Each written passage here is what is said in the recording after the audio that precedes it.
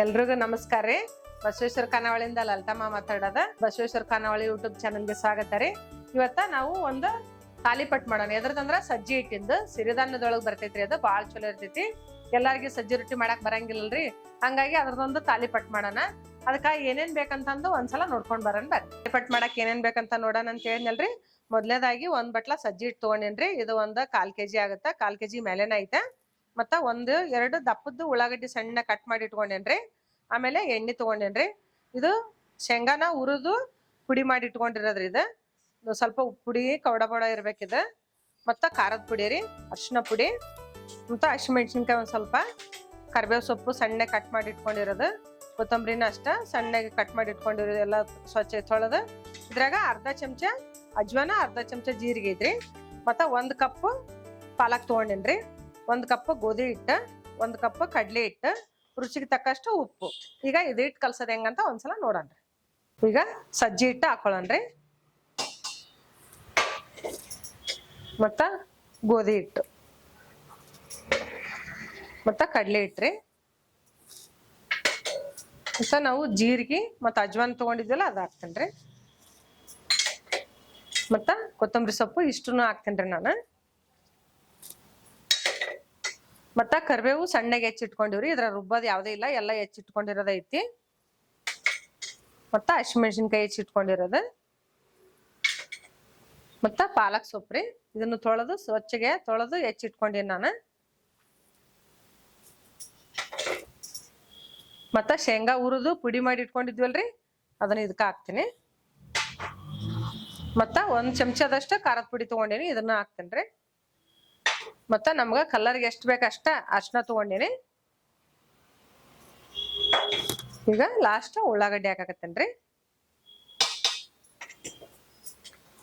ಮತ್ತ ರುಚಿ ತಕ್ಕಷ್ಟು ಉಪ್ಪು.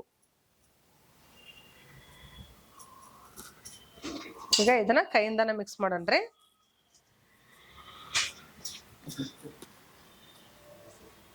ಫಸ್ಟ್ ಎಲ್ಲ ಹಿಂಗ ಒಣದ ಎಲ್ಲ ಮಿಕ್ಸ್ ಮಾಡ್ಕೊಂಡ್ಬಿಡ್ರಿ. ನೀರ್ ಹಾಕಿದ್ಮೇಲೆ ಮತ್ತ ಸರಿ ಕಲಿಯಂಗಿಲ್ಲ. ನೀವು ಒಂದ್ ಸ್ವಲ್ಪ ನೀರಾಗಿ ಕಲಿಸ್ತಿರಲ್ಲ, ಅವಾಗ ನೋಡಿ ಮತ್ತ ಉಪ್ಪು ಹಾಕೊಳ್ರಿ. ಈಗ ಇದಕ್ಕ ನೀರ್ ಹಾಕಿ ಕಲ್ಸನ್ರಿ. ನೀರು ಸ್ವಲ್ಪ ಸ್ವಲ್ಪ ಹಾಕಿ ಕಲಸ್ರಿ. ನಾವ್ ಇದಕ್ಕ ಕ್ಯಾರೆಟ್ ಸೌತಿಕಾಯಿ ಎಲ್ಲ ಏನ್ ಹಾಕೊಂಡಿಲ್ಲ, ಇದಕ್ ಹಾಕೋಂಗಿಲ್ಲ. ಇದನ್ನ ಅಷ್ಟ ಹಾಕಿದ್ರೆ ಸಾಕು. ಇದ ಬಾಳ್ ಚಲೋ ಆಕೈತ್ರಿ.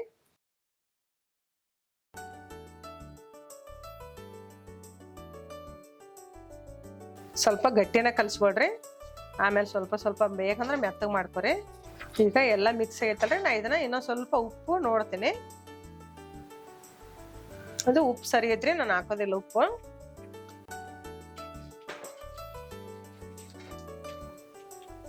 ಈಗ ಒಂದ್ ಸ್ವಲ್ಪ ಎಣ್ಣೆ ಹಾಕಿ ಕಲ್ಸನ್ರಿ.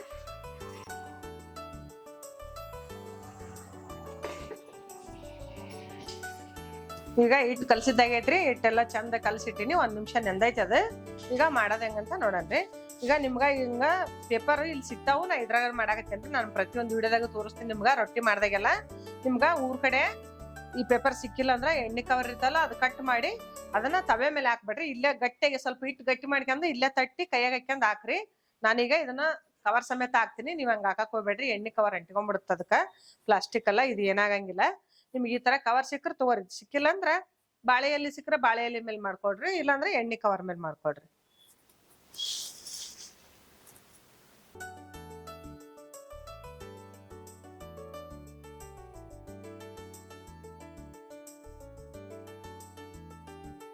ಈಗ ಇದನ್ನ ನಾವು ತಿಡ್ಕೊಂಡಿವ್ರಿ.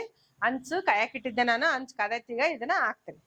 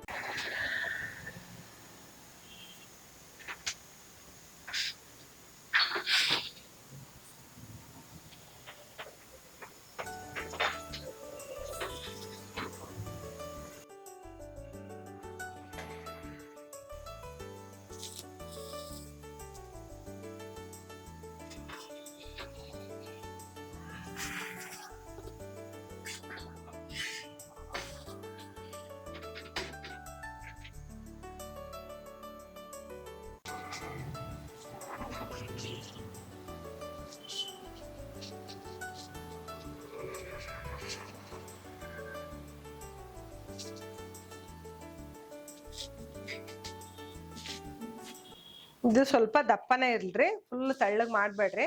ಫುಲ್ ತಳ್ಳಗ್ ಮಾಡಿದ್ರೆ ಅದು ಕಟ್ಟಾಗುತ್ತ, ಜಿಗಿಟಿರಂಗಿಲ್ಲ. ಜಾಸ್ತಿ ಹಿಟ್ಟ ಹಾಕ್ತೀನಿ.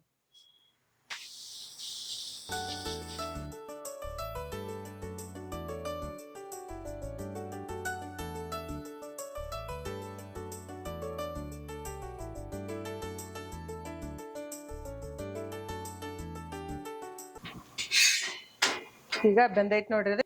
ಹಸಿ ಹಸಿ ಇದ್ರ ಸ್ವಲ್ಪ ಕೈ ಬರುತ್ತದ, ಹಸಿ ಹಸಿ ಇರಬಾರ್ದು. ತಿನ್ನಾಕ ಬಾಯಾಗ ಕೈ ಎತ್ತಿದ್ರೆ ಟೇಸ್ಟ್ ಅನ್ಸಂಗಿಲ್ಲ. ನೀವು ಇನ್ನೊಂದ್ ಸ್ವಲ್ಪ ಬೇಕಂದ್ರೆ ಏನಾರ ಇದಕ್ಕ ತರಕಾರಿನ ಹಾಕೋಬಹುದು. ನಾನು ಇಷ್ಟ ಹಾಕಿನಿ, ತರಕಾರಿ ಏನ್ ಹಾಕಿಲ್ಲ ಇದಕ್ಕ. ನೋಡ್ರಿ, ಈ ಕಡೆ ಹಿಂಗತೆ ಎರಡು ಕಡೆ ಚಂದ ಬೇಯಿಸ್ಕೊಳ್ರಿ, ಬಾಳ ಚಲೋ ಆಗತ್ತಿದ. ಮತ್ತ ನೀವು ಮಕ್ಕಳಿಗೆ ಬೆಳಿಗ್ಗೆ ನಾಷ್ಟಕ್ಕೂ ಮಾಡ್ಕೊಡ್ಬಹುದು, ಮತ್ ಬಂದಿನ ಮಕ್ಳಿಗೆ ಬಿಸಿ ಬಿಸಿಯಾಗಿ ಮಾಡ್ಕೊಡ್ಬಹುದು. ಸ್ಕೂಲಿಂದ ಬಂದ್ಮೇಲೆ ಎರಡಕ್ಕ ಬಾಳ ಚಲೋ ಇರ್ತೈತಿ ಇದು. ಬಿಸಿ ಬಿಸಿ ಸಜ್ಜಿ ಹಿಟ್ಟಿನ ತಾಲಿಪಟ್ ರೆಡಿ ಆಗೈತ್ರಿ. ನೀವು ಒಂದ್ಸಲ ಮನೆ ಮಾಡ್ರಿ, ಹೆಂಗಾಗಿತ್ತಂತ ಕಮೆಂಟ್ ಮಾಡ್ರಿ.